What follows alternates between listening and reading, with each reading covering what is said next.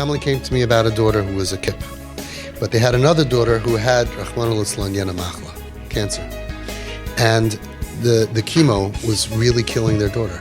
The chemo was killing her. She was getting weaker and weaker, losing weight. And she had low white blood count, and it was really, really bad. So someone in the family said, I read somewhere that pomegranate juice has a lot of, I don't know what's. I'm glad you all know. Antioxidants, and it's good for white blood count? Yeah? Okay, so let's give her a lot of pomegranate juice, right? And that's going to build up her white blood count, and that's just going to make her healthier. And they all said, oh, great idea. What could go wrong? What could be wrong? And somebody in the family had a little chachma and said, hey, we have a doctor, right? And this doctor is like the best doctor in the world, right? In like this big hospital. He went to school. Maybe we should ask him. And the rest of the people said, well, what's the ask? I mean, what could be wrong? Pomegranate. And the father said, you know what? You're right. We have a doctor. It's a phone call. Why should we make stuff up? He called a doctor. He told me the story himself. Doctor said, are you crazy? If I wanted her to have pomegranate juice, I would have prescribed pomegranate juice.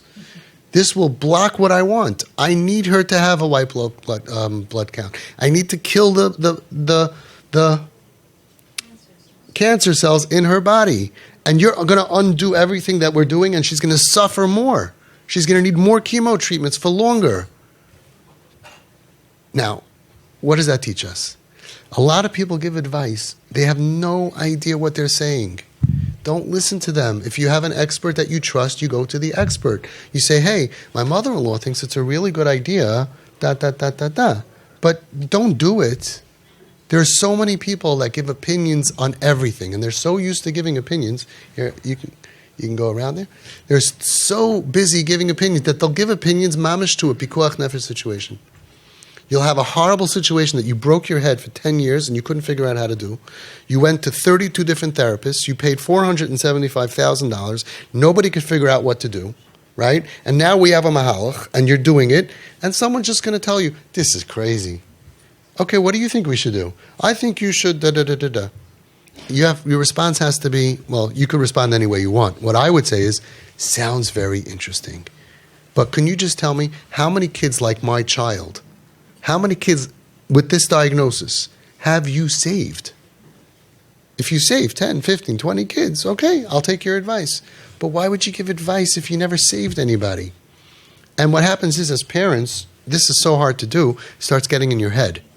All of a sudden, everyone has an opinion. Everyone has an opinion. Everyone has an opinion. And it's so odd, because if you ask them, have you ever done this before? No.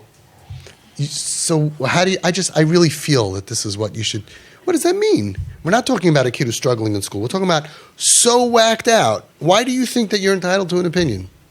Somehow every Jew thinks they're entitled to an opinion. And they sit around and they give opinions and opinions. And I sit there, because outside of these things where I give opinions, I'm not opinionated. And I always sit there listening to like all other subjects, and everybody has opinion. I'm like, how do you know? How does everybody know everything?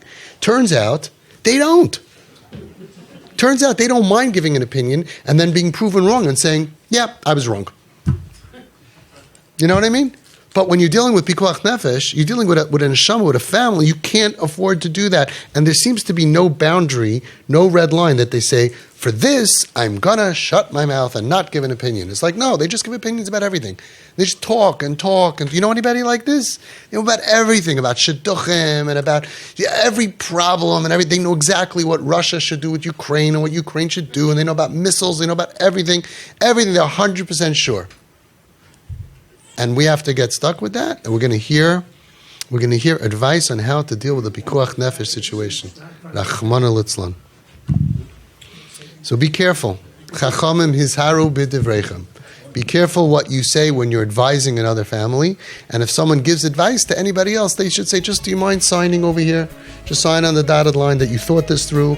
It's tried and proven advice, and this is going to work. And if not, you're going to be there with me, because it's dangerous otherwise.